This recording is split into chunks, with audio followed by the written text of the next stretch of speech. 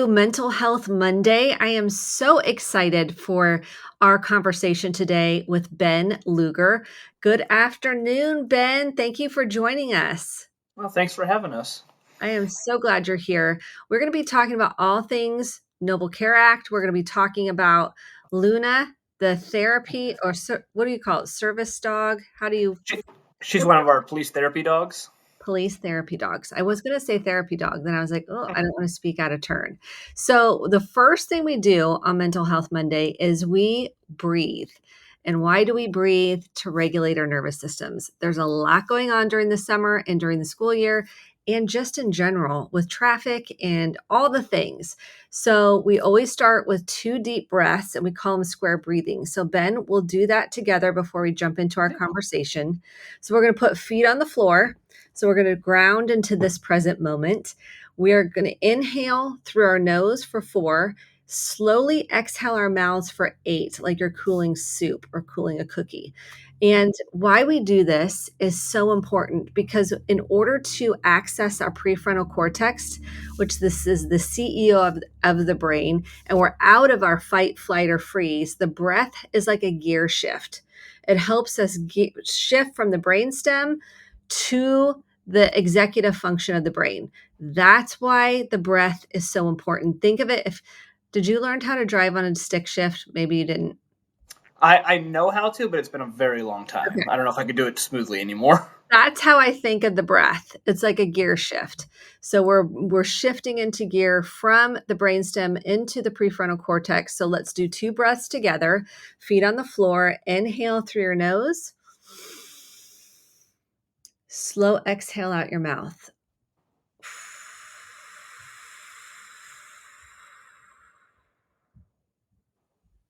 Let's do one more breath. Inhale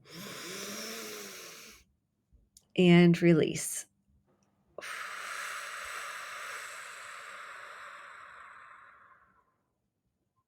So, when anybody's stressed or overwhelmed, or you feel reactive or kind of activated by something in your life, try breathing 5 to 6 breaths. And I always recommend people do this every hour. So, it's like using a muscle. And once you start practicing it, it comes more automatically. So, I'm so glad you're here with us, Ben, today for this important conversation. Let's tell the listeners, and if anyone has questions, feel free to put it in the chat, a little bit about you and your role with the city. Yeah. So again, I appreciate you having me on here. Hopefully, my partner Luna will make an appearance here in a little bit. So I have been with the Noblesville Police Department for about 9.5 years now, and we created a program called Noble Act back in 2020, and that is what I do right now every day. Is I work with our paramedics. We have a social worker. We have Luna, the therapy dog, and our job is to try to connect our residents with all kinds of different resources and supports out there. One of our guiding mottos is we want you to be healthy, we want you to be happy, and we want you to be safe. The healthy, kind of talking about that emotional healthiness, the physical healthiness of the body, the safety, kind of that police perspective. We want you safe physically, safe emotionally, safe spiritually. And then that happiness kind of coming in together as do you feel fulfilled? And we never want our folks to suffer in silence. So I'm honored to be on this presentation right now, is to kind of just put those ideas in people's heads that, hey, there's supports out there. My team is always a wealth of resources. We're happy to connect you with support. I love that we started with the box breathing. That's something our team does a lot ourselves, as well as with the folks that we're working with in a crisis situation. It is so helpful. I do it with every single client, do it in my own home. It's like one of those things that you can take it anywhere, anytime, any place, and Mm-hmm. always with you. It's a resource always available. Okay, for those folks that think, well, how first of all do you get involved in a call and when do you get involved? So if someone's like, I don't even know this is available. And I know we've had a Yeah. conversation before, but for those people that don't know, how does that work? It can happen in a number of different ways. So our team is available to respond to the active 911 crisis. So if someone does contact 911 for some sort of behavioral health need, social need, there's trauma involved, our team is listening to the radio, and we can self-dispatch straight to those calls, especially if it's maybe a family we've worked with in the past, or we just kind of sense that maybe there's a little bit more going on underneath the surface to help try to assess what's going on. One of the biggest ways we get involved is we have community members call us directly. We have clients in the community that are just recognizing maybe some warning signs or just feel something's not clicking correctly in their daily lives, and they'll reach out to us directly.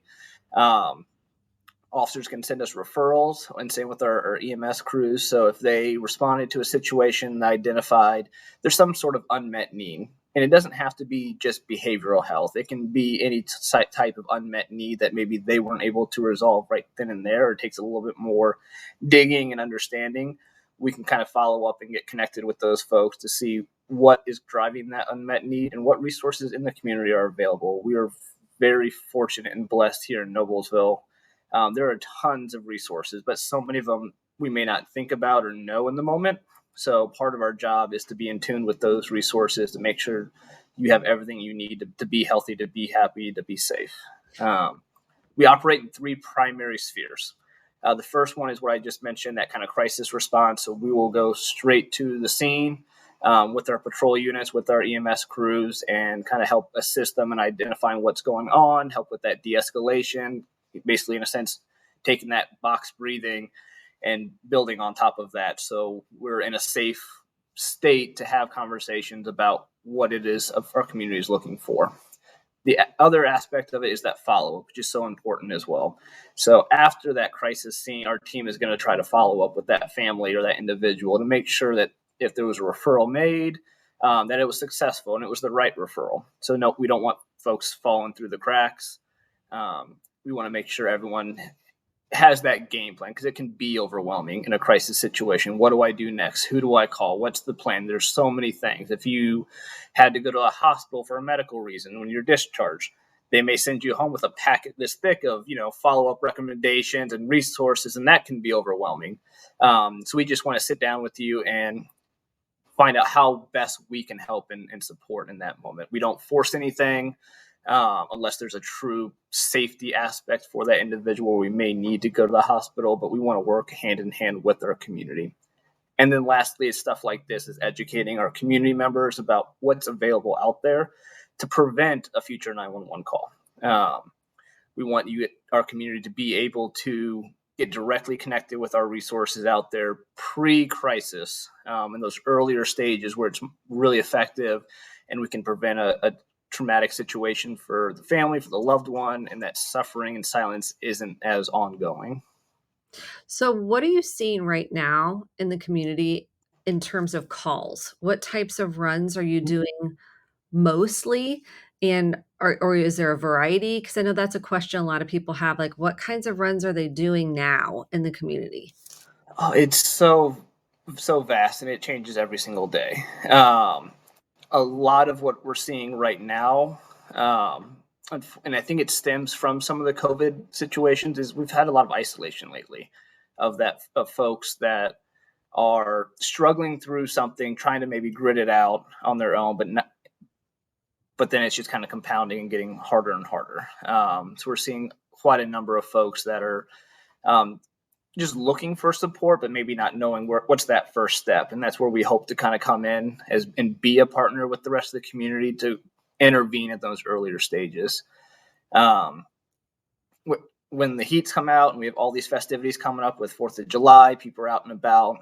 We do see an increase in kind of miscommunication issues. So sometimes, conflict resolution is another big one that we see, is identifying if we're not regulated, how can we help someone else be regulated, and have productive conversations. So we do a lot of like family kind of mediation as well, a little bit, where we will be that neutral party to kind of help ensure that everybody is understanding where each other's coming from, to break down those barriers of communication, because that drives a lot of the calls that we have is just misinformation or miscommunication and not understanding of what's available and what's needed. And having that neutral outside party can sometimes be a good support and benefit during those situations. Yes, I'm sure you see a lot of that. I see a lot of that in my office, Hmm. communication issues. And so, how do you help facilitate those if someone's it's like miscommunication or they're escalated. How Mhm. do you help kind of de-escalate the situation and help both parties communicate better? So, well, we've already done the most important aspect of that, breathing, right? That's one of the first things that we always advocate and try first is, can we just slow the whole situation down? And we'll try to reduce whatever stimuli is in the area. So if we're elevated emotionally and our brain's firing 1,000 times a second with many different things coming on, it can be overwhelming. And that's when those miscommunications happen. So what we do a lot of times is try to just slow the scene down through breathing. We'll use Luna a lot of the times to kind of help ground us back into reality, make sure we feel safe physically, so then our brain can slow down. Like you were talking about in the beginning, those emotions, they're fast, rapid fire, but we need that to slow down so our prefrontal cortex, our logic, can kick back on and go, okay, I'm safe. This is my next step. This is my next step. And we do a lot of safety planning and game planning. So we try to write things down in a manageable step by step, so nothing is overwhelming. I found in my own personal life, if our house gets really dirty and really messy, and I got a 1.5 year old, so it is chaos all the time. But that can be overwhelming to go, I got to clean this whole house in the next hour and a half before family comes over. But if we take, all right, I'm going to clean the kitchen first, then I'm going to clean the bathroom, then I'll clean the living room. That makes it into manageable chunks. And a lot of times that helps me kind of slow things down. So we take that concept with a lot of the folks that we're working with. What can we accomplish right now? What can we take as manageable chunks? So every day we have a win. That's a big personal belief I have, is every day I want us to be able to write on a board, I accomplished this, I accomplished that. Even if it's small, they add up to that mile. The small steps will always add up to that mile.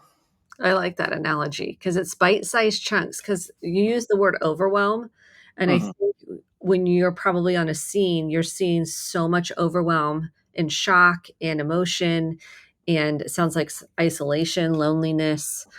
So you could see some shutdown or some amped up, either one. You can go into hypoarousal or hyperarousal. So Mm-hmm. you're probably seeing both of those. Talk to us about Luna, if you want to introduce Luna. Yeah. If you I guys don't can give me 1 second to have her come over. get Luna, this of a therapy dog. I think this Luna, is so come. important Luna, that Frigo. our city has a therapy dog. Girl. So this is Luna. Oh, they got treats in the other room, so she's smelling the treats. Yeah. Um, so Luna is the first therapy dog the city of Noblesville got. We got Luna back in 2022. And Luna's job is to respond to the 911 calls. So she rides with me when we're going to those emergency situations. And if it's appropriate and the client is okay with Luna coming in, she'll come into their home, the side of the road. We're in the hospitals a lot. We go to the jail quite a bit, schools, and she has some special commands that can kind of help do what that box breathing does, is lowering that heart rate, lowering that breathing rate, kind of lowering the blood pressure, and just grounding us back into the moment. One of them is, if we can try to have her do it now. Luna, snuggle, come here. Luna. I love So she snuggle. gives Love this. fist bumps is kind of her way of introducing herself. So she'll give a fist bump, especially for kids, to say, she's safe. Because when you think of a police dog, sometimes you think of the scary German shepherds. Yes. But her job is to love on people. And then her snuggle command is her favorite command, and that's where she'll kind of jump up on your lap, and that pressure on your legs kind of helps you ground in the moment. You can hold her, she'll give you kisses, and then if we need to go to a resource, so we're going to a therapy session, we're getting addiction treatment or homeless treatment, or homeless services, housing services, she'll ride with them in the back of the police car. She'll ride in the ambulance with folks, to kind of help keep those emotions as regulated as possible, and help build bridges. That's probably the biggest thing she does. It can be scary and intimidating to tell a police officer or a paramedic or even our social worker, who we may never have met, all those deepest, darkest, emotions and feelings and what's going on. Um, but people love dogs, and so a lot of times we'll see clients talk directly to Luna about what's going on, and there's no judgment there. She's going to love every single person that she interacts with. So we got Luna about in 2022. Since then, We've got our fire department, got Carbon, and then we got a second therapy dog in the police department, Sadie, who focuses on the wellness of our officers to make sure that they are grounded, that they are safe physically, emotionally, spiritually, their families are safe. So that way, when they're out in the community, they're the best of themselves to be there for each and every one of us. Luna is probably our most used dog in the department. I think to date, since getting her, we're at over 600 some formal deployments with her.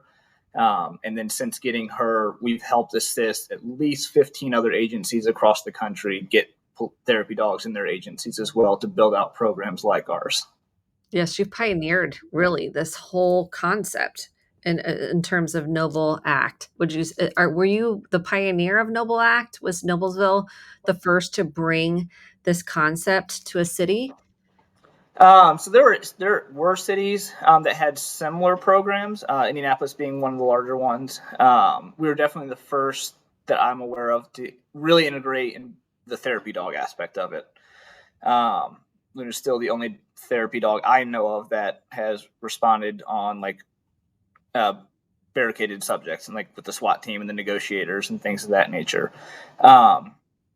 Where I also think we are probably one of the first, and we're definitely at the leading edge when it comes to balancing that crisis response and a unique and personalized response to folks in crisis with that follow-up and that community engagement.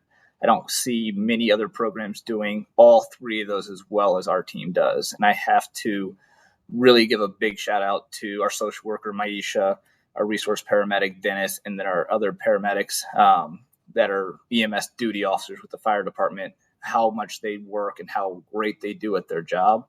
Them and Luna are truly the heroes of it, and we wouldn't be successful without all of them. They are amazing. You all are making such a huge difference in our community. If someone wants to, if they have a crisis and they want to request Luna, can somebody in the community do that? And how does that work? Yep. So we'll make sure that you guys have our Noble Act line by the end of this talk. But you can call it and be like, "Hey, I'm having a rough day, and can Luna come by?" And as long as we will work it out to make sure Luna can come by just about any time we can. If we can at that moment, we always will schedule a time for Luna to come by. I have a number of clients that call us specifically because they were just having a rough day and needed some puppy cuddles. And that was enough to keep them healthy, happy, and safe, and avert a crisis and keep building those bridges. So if there's any words of wisdom, which I don't have a ton, but if you haven't interacted with our police department or you haven't interacted with our fire department, I really encourage you to reach out to our Noble Act team. We're always happy to make those connections, build those bridges. The more of a relationship we can have with our community on good terms and not just during the 911 situation, that builds trust, that builds cohesion, that allows us to be the servants of this community that the community is asking for. So please don't ever hesitate to reach out to us, whether it's because of a crisis or wanting to learn more about what's available, how to get involved yourself. There's a number of great nonprofits and organizations here that do such good work in the community and are always looking for amazing folks to join it as well. I got an email right before jumping on here from a local organization saying, "Hey, if you know of great community members that would be interested in, send them our way." So don't hesitate to reach out to us. The phone number for us is 317-770-1420. We also have an email that will go to all three of our team members, which is just nobleact@noblesville.in.gov. Reach out to us any of those different ways. If it is an emergency, the only caveat is right now we're not 24/7. So if it is an emergency, please call 911. I'd rather let's get someone there, to keep you safe. All of our officers can always call us, reach out to us by phone if we can't come there and help coordinate, or at least send us the referral afterwards. And we train our officers and our paramedics every single year on recognizing signs and crises of mental health and addiction and homelessness and trauma and stress. And they're very well versed in what resources. So many of them will also be able to get you connected just as much as our team could as well. We have a wonderful police and fire department that go above and beyond every single day. We truly do. We are so blessed to have them in our community. When someone so in my field, a lot of folks will family members will wanna do a wellness check. Mhm.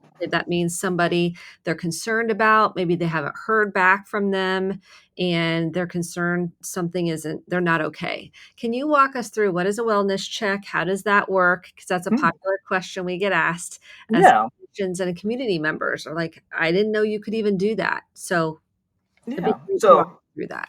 So generally, what a welfare check is, you have a family member that you're worried about, you can't get a hold of them.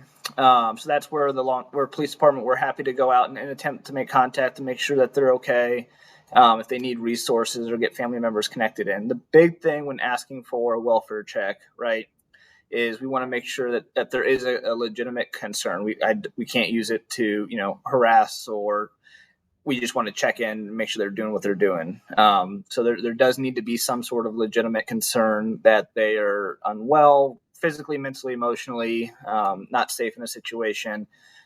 And the scariest part about 911 can sometimes be, how do I express what I'm feeling to the officers so they know what to look for? And our dispatch center does a great job at kind of talking you through that. But the more information you can give that dispatcher to tell the officer, the greater the chance of hopefully that officer making not just contact and saying, yep, they're okay, and letting you know, but identifying what resources was not being met that needed that welfare check in the first place, so we can get them plugged in. So we're not going back to that house every couple of weeks because we're worried about someone. We want to get people as connected as soon as possible to those resources. But if you ever have concerns about someone, please never hesitate to reach out to our police department and ask for that welfare check.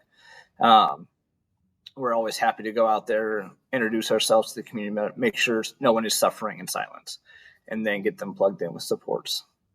That's very helpful for folks to know. And this is the other question. Do I call the non-emergency number or do I call 911? And I'm sure it depends, and this isn't a black and white answer, but Yeah. in general, what So is it obviously depends. If you believe there's a life threatening situation, and like we need someone there that second, an ambulance, we need them there immediately.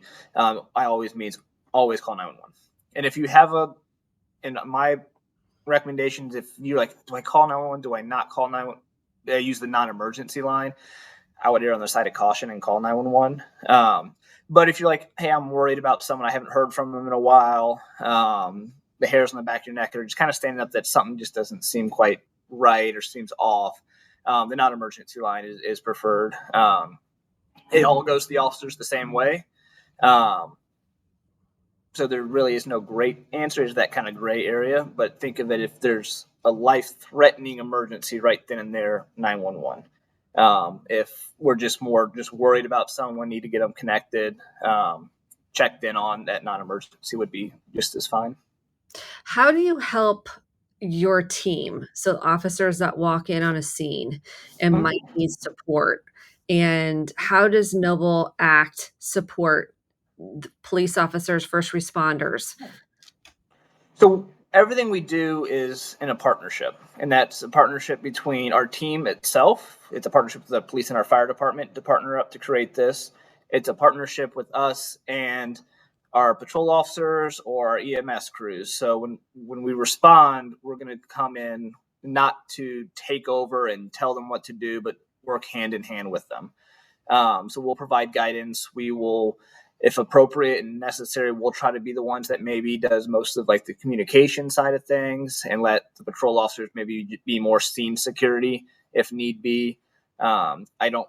What I'm wearing today is what I was working in earlier today. I don't generally wear a uniform to break down some of those barriers, but I like having those officers sometimes on scene again, just as an extra set of eyes or ears, so we can and we'll bounce things off of each other based on what they saw, what they heard, what their experiences are, and we'll coordinate that as much as we can with the client themselves. So hopefully everyone is on the same page. This is the plan moving forward, whether it's a hospitalization if that's needed, whether it's a referral to a local resource partner, whether it's sometimes, with most of our calls, they just need somebody, just wanted someone to talk to and get guidance and get a game plan in place. And we want to partner with our community members and our clients as much in that process as possible. I never try to say, you're doing what I'm telling you to do. No ifs, ands, or buts. It's a partnership, unless there's an immediate safety concern. We want that buy-in. We want to make everything work together. It's such an I cannot emphasize this enough, what an incredible service that you all are offering. Statistics, people love numbers, how often are you being utilized? Tell us Mhm. a little bit about utilization and how many runs you all are going on or calls. Yeah. So I was looking at this morning. For 2025 so far, we've connected with about approximately 540 unique individuals. That's not including their family members. So we try to focus on the family as a whole. So we may respond to client A, but if there's a spouse, children, grandparents that are living in the home or that are connected, we want to provide them supports and services as well. But our system can only log one name, so that's about 550 or so far. We've done about 1,600 contacts. So what we classify a contact is some actionable step the team is making on behalf of a client. So that could be responding to the call for service, that could be calling a resource and making a connection and a referral, that could be a home visit for checking in on folks, doing a safety plan. So anytime there's some actionable step, and that's 1,600 from January 1st to June 30th, and I'm sure that number will continue to go up. It's definitely risen every single year since we've created this program. We've identified more and more needs in the community. We started off very small on those hospitalizations to now we're getting referrals from officers, from community members. We're partnering with our resources and providing them support when they go to the home. And every year we're always looking to expand, both just in what we do, but how we do it to make sure it's better every single time. What an impact you're making. And I see over the years, mental health services has increased as well. So therefore, it's a ripple effect in our community. And the fact that if someone doesn't know how to handle a crisis or a trauma or a situation, they need support services. You're there for emergent situations. You're there if someone needs support. Luna, you even could bring, like, Stop. people can call for Luna, our therapy dog. Good girl. Oh, there's Luna. Good girl. And Yeah. Luna's been on, you said Luna, 500 some odd calls or 600, something like that? 600 some calls. Yep. Some calls. There's Luna. And Luna even has her own police car that she drives around in when we go to the schools quite a bit, and she'll drive her police car, as well as she even has her own challenge coin and her own little mini plush doll. So we'll give those little Luna dolls that have her vest and her badge on to kids after critical incidents, trauma, so they have a little something that they can take with them. Luna is the biggest sweetheart in the world. So thank you so much for being here. Is there anything you wanted to say that was important that we did not cover? No, I think we covered a lot, and especially a lot in 30 minutes. I just hope if there's a need that my team can fill, please reach out to us. We are happy to help and connect however we can. If you go to the City of Noblesville's website and you click on the Noble Act link, if you scroll down, one, it'll talk about the program a little bit as well. But what I don't want anyone to forget is we include all the resources we utilize are there on that website as well. So you can make that connection with yourself or for your family members right away. And they're categorized by types of need. So elder supports, young children supports, food, housing insecurities, behavioral health, addiction. I really encourage you to check those out. And if we're missing a great resource, email me. Please reach out to us so we can get that added. So hopefully it's there for somebody in need. It is a fantastic resource. It's linked in the, comment section below, so if you would like that link, pass it along to a family, a friend, a neighbor, anybody that might need it. Keep it, bookmark it, because I think if you get into a situation and you're like, "Where do I call for, domestic violence assistance?" or anything along those lines, that, like, Prevail will be listed in other resources, so be sure to click on the link. Just familiarize yourself with all the resources that are available. Ben and Luna, thank you so much to you and your team and what you're doing in the community and the impact. So, if anybody needs services along these lines or support, please click the link, familiarize yourself with Noble Act. And we're so grateful for your time, your heart, and your energy in our community. Thank you so much for having us. Thank you.